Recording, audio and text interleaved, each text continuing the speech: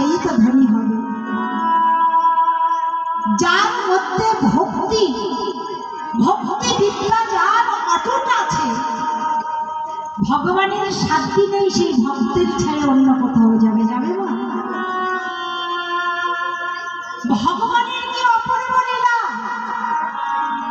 সখাগণ জলের মধ্যে নেমে পিপাসার জল পান করে একে অপরকে বলা বলি করছে, ভাই আমরা জানি পিপাসার জল পান করলে পিপাসা নিবৃত হয়,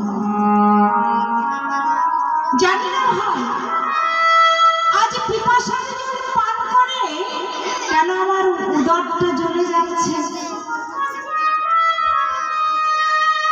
কেন আমার বক্ষটা জ্বলে যাচ্ছে, কেন